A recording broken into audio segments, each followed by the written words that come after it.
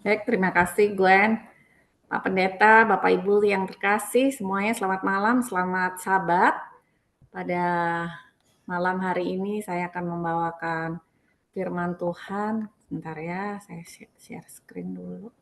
Baik, firman Tuhan pada malam hari ini yang saya akan bawakan berjudul Grateful atau bersyukur, di mana materi yang akan saya bawakan berasal dari kitab Lukas, pasalnya yang ke-17 dari ayat 11 sampai dengan 19. Kisah ini adalah kisah tentang 10 orang kusta yang disembuhkan oleh Yesus. Nah, saudara-saudara terkasih, kusta adalah sebagai penyakit ya. Jadi penyakit kulit yang sangat menular pada saat zaman tersebut dianggap kusta ini sebagai simbol dari dosa dan kenajisan. Dan orang yang menderita kusta itu seringkali dikucilkan dari masyarakat dan harus tinggal di luar kota atau di desa, bahkan di tempat-tempat yang terpisah dari komunitas karena mereka dianggap dosa dan najis. Dan status sosial atau religius mengatakan bahwa para penderita kusta ini tidak hanya mengalami penderitaan fisik tetapi juga sosial dan religius. Karena mereka dipisahkan, mereka diasingkan, sehingga mereka dianggap najis secara seremonial, yang berarti mereka tidak dapat berpartisipasi dalam kegiatan keagamaan dan sosial. Dan mereka harus mengumumkan keberadaan mereka dengan berteriak najis, najis, agar orang lain tidak bisa mendekat. Itu yang terjadi pada saat itu ya, cerita tentang kusta. Di Lukas 17 ayat yang 11 sampai 13, saat Yesus sedang perjalanan menuju Yerusalem, dia bertemu dengan 10 orang kusta di suatu desa, dan disitulah orang-orang kusta ini memohon untuk penyembuhan. Mereka berseru dan berteriak, "Yesus Guru, kasihanilah kami." Dan seruan mereka adalah tanda dari iman mereka. Meskipun mereka tidak mendekati Yesus secara fisik karena memang tidak boleh aturan sosial pada saat itu, namun mereka percaya bahwa Yesus memiliki kuasa untuk menyembuhkan. Dan meskipun mereka adalah orang-orang yang dikucilkan dan dianggap tidak layak. Boleh next? Di dalam ayat selanjutnya yang ke-14, perintah Yesus dan penyembuhan, Yesus memerintahkan dan menyuruh mereka untuk pergi dan menunjukkan diri kepada imam. Dalam hukum Musa, imam memiliki peran sebagai otoritas yang dapat menyatakan seseorang sembuh dari kusta, dan dengan demikian mereka dapat kembali ke masyarakat. Pada saat itu orang-orang kusta menunjukkan iman mereka dengan menaati perintah Yesus tanpa melihat bukti langsung dari kesembuhan mereka. Mereka mulai pergi ke imam meskipun mereka masih dalam keadaan kusta pada saat itu. Jadi mereka percaya dan mengimani. Penyembuhan mereka terjadi di tengah perjalanan yang menunjukkan bahwa ketaatan dan iman mereka dihargai oleh Tuhan. Next. Di ayatnya yang ke-15 dan 16, pentingnya rasa syukur di sini dijelaskan bahwa dari 10 orang yang disembuhkan, hanya 1 yang kembali untuk memuliakan Tuhan dan bersyukur kepada Yesus. Orang ini yang ternyata adalah seorang Samaria jatuh di kaki Yesus dan berterima kasih kepadanya. Rasa syukur sebagai tindakan iman dari orang Samaria ini adalah tindakan iman yang lebih dalam. Sementara 9 orang lainnya pergi dengan hanya menerima berkat visit. Orang Samaria ini kembali untuk mengungkapkan rasa syukur dan terima kasihnya. Next. Next. Nah, ini di ayat 17 sampai 19 pelajaran tentang iman dan keselamatan. Pertanyaan Yesus adalah, Yesus bertanya ya, bukankah 10 orang tadi semuanya telah menjadi tahir? Di manakah yang 9 orang itu? Ini menunjukkan kekecewaan Yesus terhadap kurangnya rasa syukur dan pengakuan dari 9 orang yang lainnya.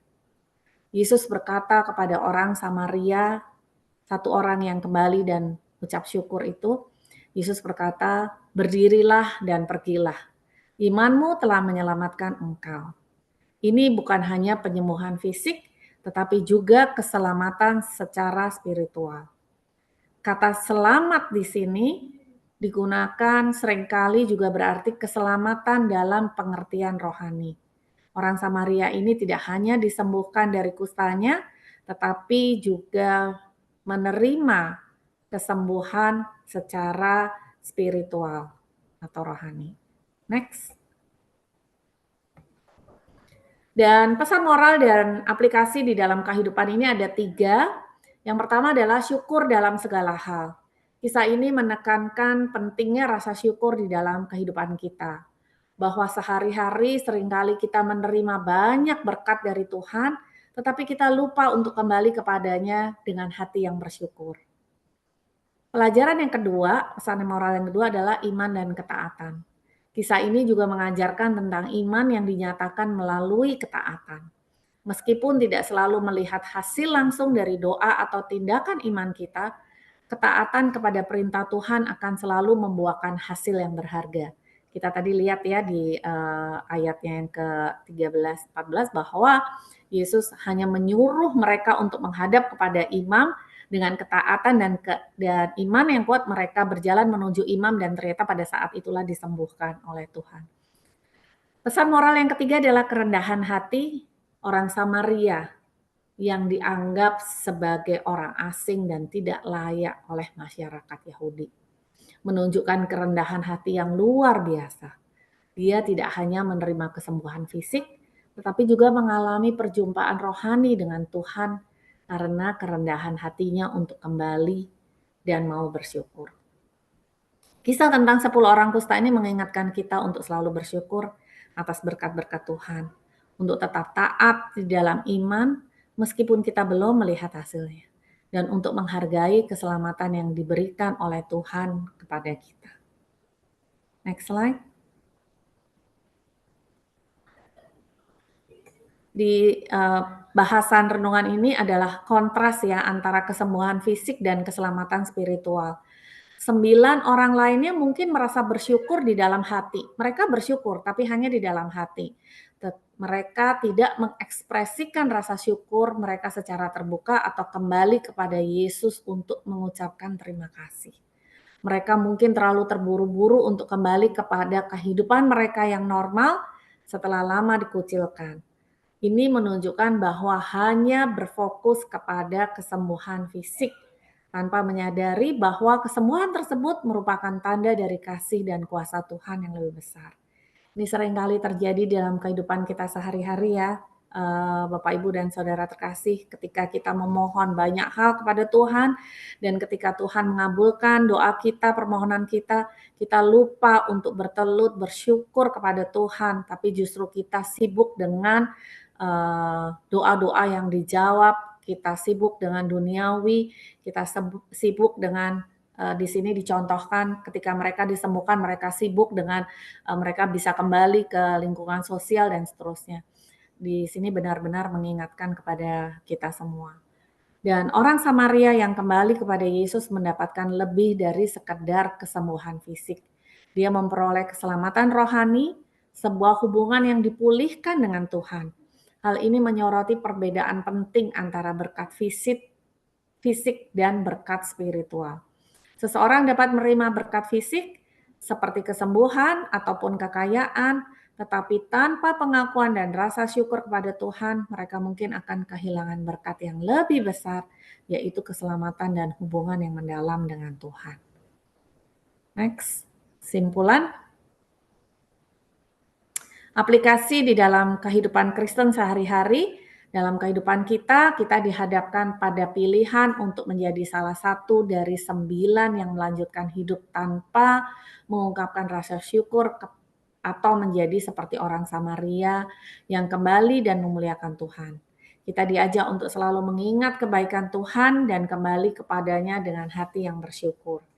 Sebagai orang Kristen, dalam penerapan kehidupan sehari-hari, kita juga dipanggil untuk mengajarkan dan menunjukkan penting rasa syukur kepada orang lain, terutama kepada generasi yang lebih muda. Karena biasanya seringkali generasi muda lebih banyak euforia, lebih banyak duniawi dan seterusnya, dan kita harus terus-menerus mengingatkan kepada kita semua bahwa rasa syukur harus menjadi bagian integral dari kehidupan Kristen.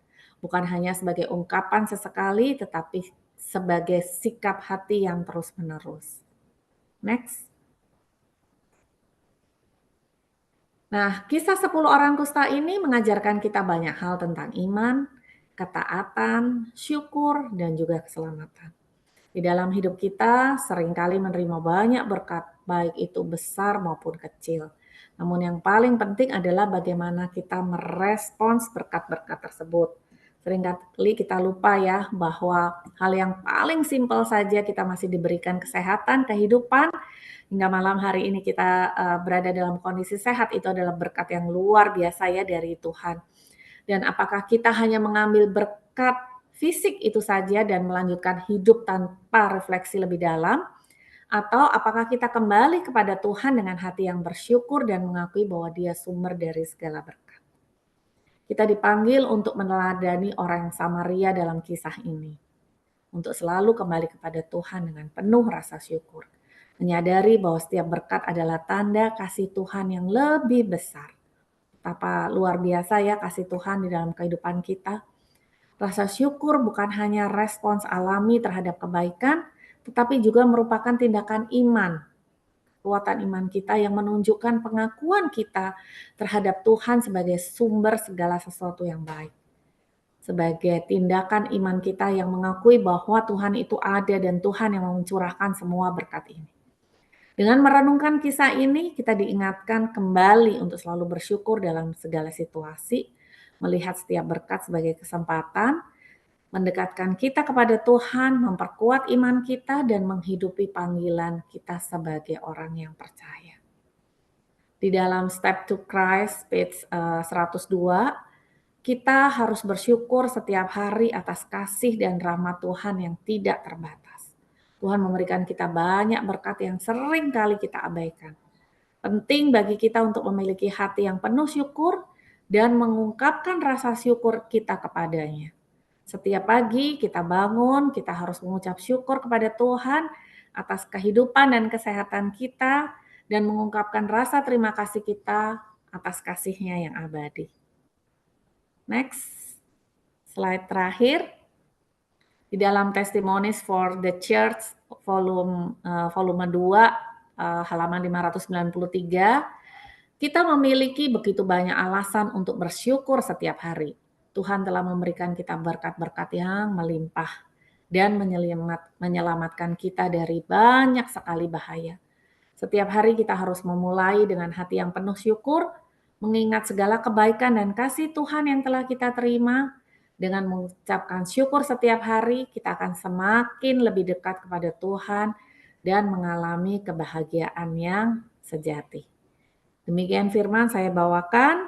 Terima kasih, Tuhan memberkati kita semua. Amin. Puji Tuhan. Terima kasih Tante Linda untuk firman Tuhan yang sudah dibawakan, mengingatkan kita untuk jangan melupakan Tuhan apapun yang terjadi dalam hidup kita. Mari kita akhiri kebaktian kita akan menyanyi lagu Sion yang akan diputar oleh host.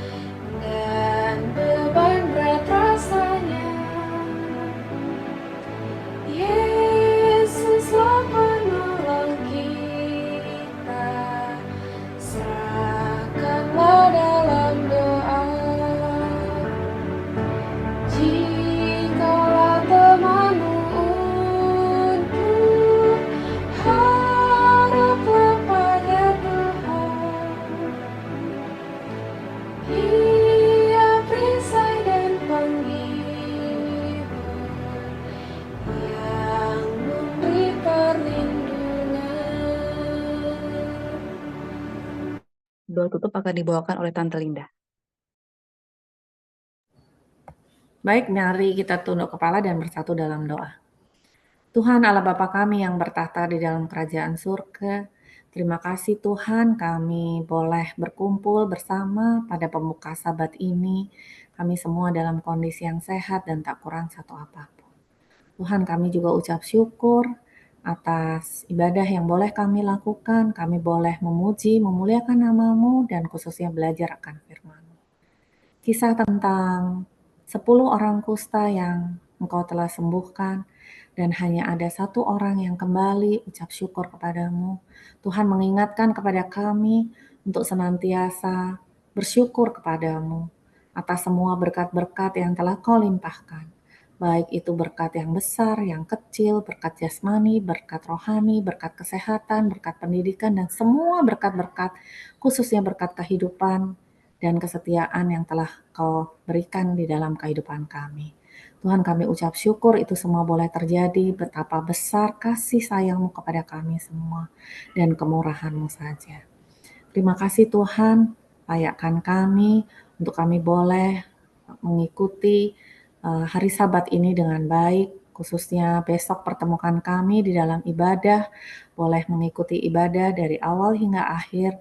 Tentunya Tuhan, semuanya kami boleh lakukan hanya untuk kepujian dan kemuliaan nama-Mu saja. Berkati kami masing-masing Tuhan pada malam hari ini, sehingga firman ini boleh menguatkan iman kami, boleh membuat kami semakin dekat kepadamu. Dan Tuhan, pada malam hari ini kami akan istirahat, kiranya berkati kami masing-masing, keluarga, gembala, jemaat, juga pendeta Franklin dan keluarga, juga masing-masing pribadi lepas pribadi, agar kami dapat istirahat dengan baik dan besok pagi kami boleh bersama-sama ibadah, memuji memuliakan nama-Mu di gereja Tuhan. Terima kasih Tuhan, terima kasih. Kami mohon ampun atas segala dosa yang telah kami lakukan.